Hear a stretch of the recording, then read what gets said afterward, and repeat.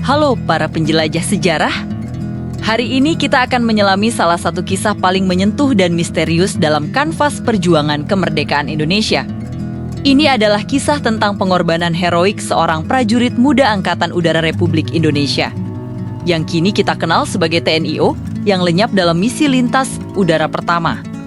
Sebuah misi yang bertujuan untuk menyemarakan gaung Republik di tanah Kalimantan yang masih dikuasai Belanda. Namanya adalah Diraeus. Sebuah nama yang mungkin belum sepopuler pahlawan lain, namun kisahnya adalah fondasi keberanian bagi pasukan elit kita saat ini. Pasca proklamasi kemerdekaan, gejolak perjuangan masih terus berkobar di berbagai daerah. Kalimantan, salah satu wilayah yang kayakan sumber daya dan semangat nasionalisme, saat itu masih berada di bawah cengkraman Belanda atau Nika. Dari jauh, Gubernur Kalimantan, Pangeran Muhammad Nur, melihat potensi besar dan meminta bantuan langsung dari Angkatan Udara Republik Indonesia yang baru seumur jagung. Permintaan ini bukan sekadar bantuan biasa. Ini adalah seruan untuk menyusup ke pedalaman Kalimantan, membangun stasiun radio komunikasi, dan mengorganisir perlawanan rakyat yang terisolasi. Sebuah misi yang ambisius, berisiko tinggi, dan belum pernah dilakukan sebelumnya. Maka, terpilihlah 13 prajurit pemberani. Beberapa sumber menyebut 14 yang siap mengemban tugas maha berat ini. Di antara mereka, ada seorang pemuda asli Kalimantan yang bersemangat membara untuk membebaskan tanah kelahirannya di Diraeus.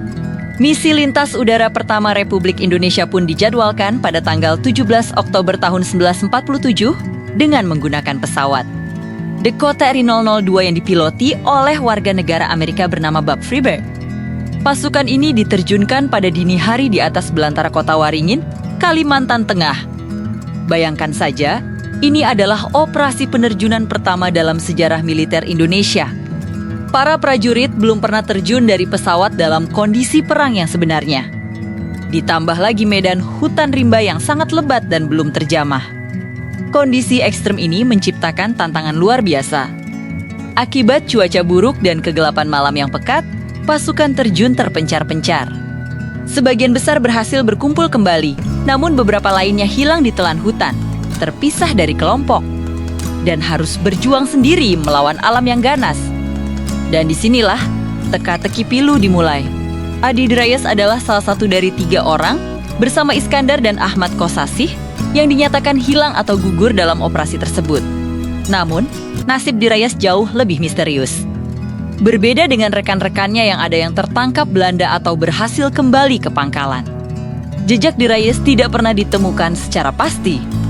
Berbagai spekulasi muncul.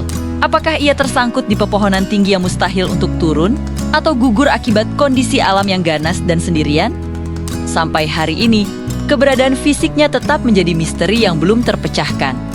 Namun, di balik hilangnya jejak fisik, nama Diraeus kini diabadikan sebagai salah satu pahlawan perintis kedirgantaraan Indonesia.